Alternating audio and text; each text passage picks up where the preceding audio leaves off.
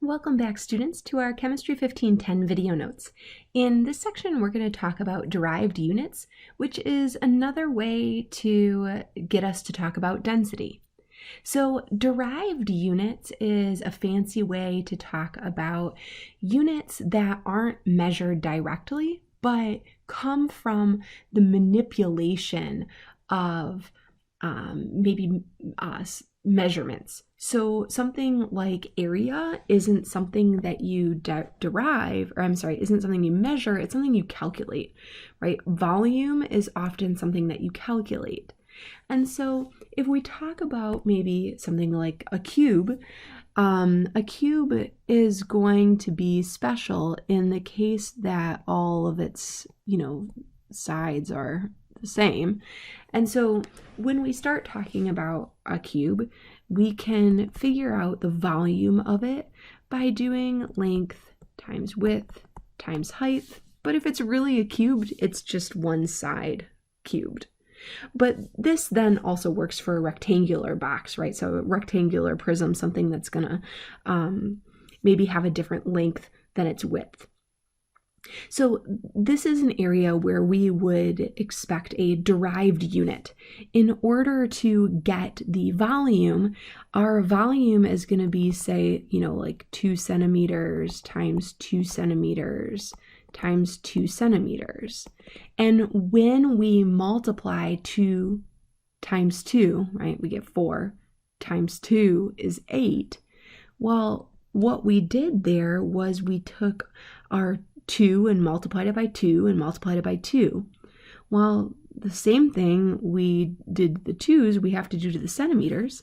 And so the unit ends up being centimeters cubed because you multiplied 3 centimeters times each other.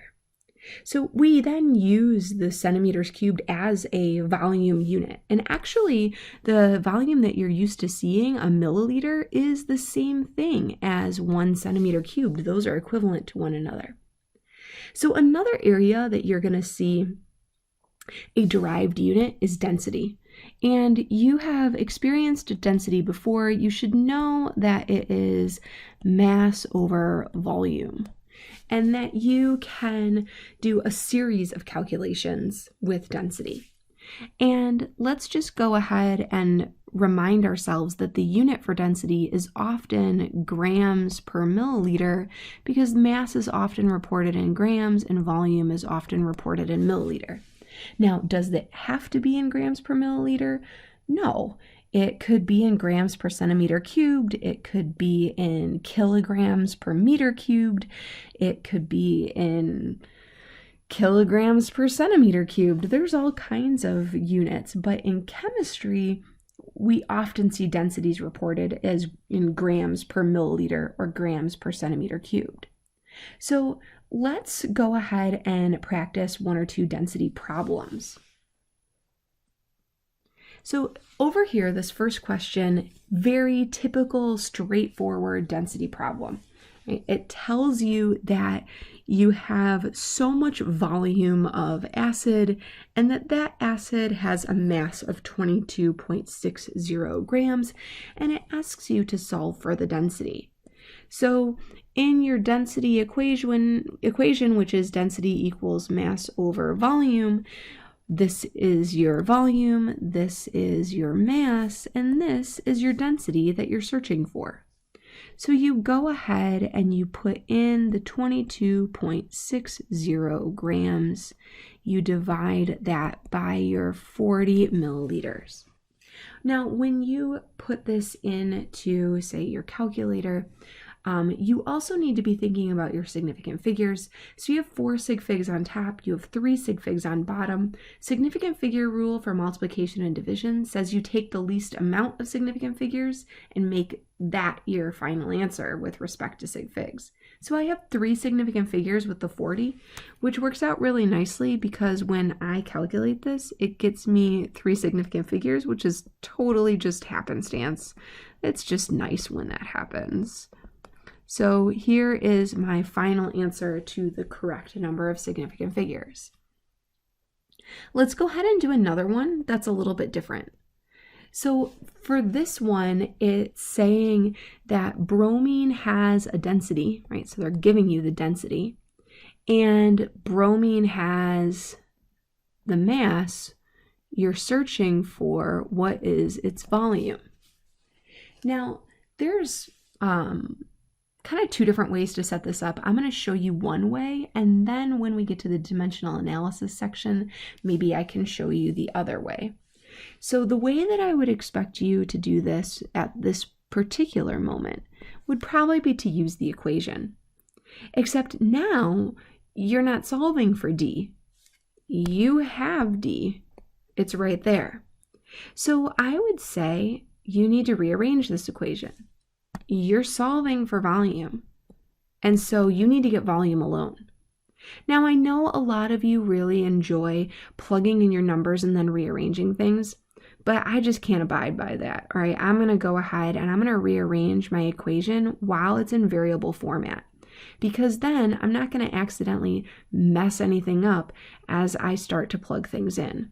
So I'm going to go ahead, I'm going to multiply both sides by volume to get my volume to cancel. That way I have volume times density equals mass. So now I still need to get my volume alone, so I have to divide both sides by density. And so now I have volume equals mass divided by density. So I can put in my values now that I'm confident. And I'm also going to put in my units. Why am I going to put in my units? Because units help me make sure I did my algebra right. So when I put these in and I see that I have grams over grams, that cancels. And then when you get confused and you're like, what about that milliliters? 1 over milliliters, which is what you have here, is the same thing as milliliters. So if you take the inverse of something twice, you get back to where you started. So let's go ahead and solve for a final answer here. Now, when I put this in my calculator, it gives me a whole bunch of digits. Now, I only need 3 because I only have 3 sig figs. And so I'm going to go ahead and round mine to 3 significant figures, which is going to be 21.5 milliliters. Final answer. So this third question is a little bit more difficult. I want you to go ahead and give this one a try. So let's scroll down for a moment and read it out loud, and then you can give it a try. So here you have a golden colored cube handed to you.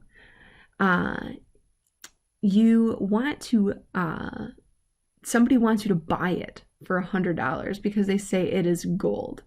Well, thankfully you've taken chemistry. You know the density of gold is actually pretty high. It's 19.3 grams per centimeter cubed.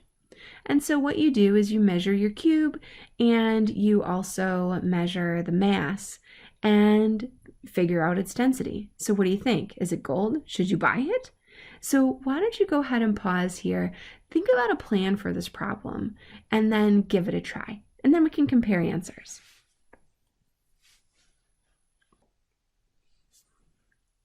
All right, so here we are. Let's begin comparing. Now, I didn't solve the whole thing yet because I wasn't sure how far you were going to get, but I wanted to give you a little hint in case you haven't gotten all the way there.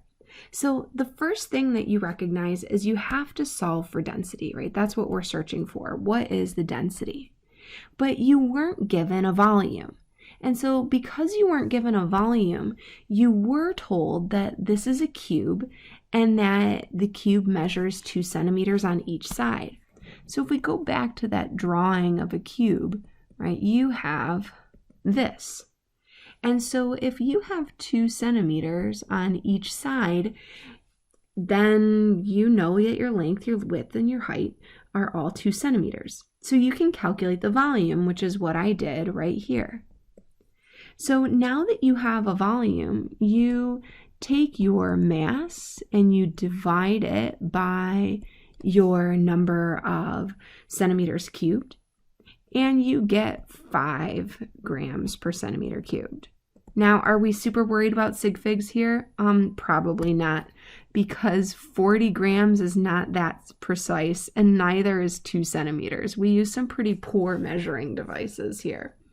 But even with our poor measuring devices, we figured out really quickly this is not gold. It does not have a density anywhere near 19.3 grams per centimeter cubed. So no, you should not buy it because it is not gold. So that also leads us into maybe a short discussion here that density is a property of pure substances, right? So if you have something like gold and it's a pure gold, it should have a density of 19.3 grams. If you calculated that the density of the item was 2.7 grams per centimeter cubed, then you probably have aluminum. So every metal has its own density, and we can actually use that physical property to identify different metals. So that's enough for this video. Let's go ahead and sign out for the night. As always, thank you for your attention. This is Katoni signing out.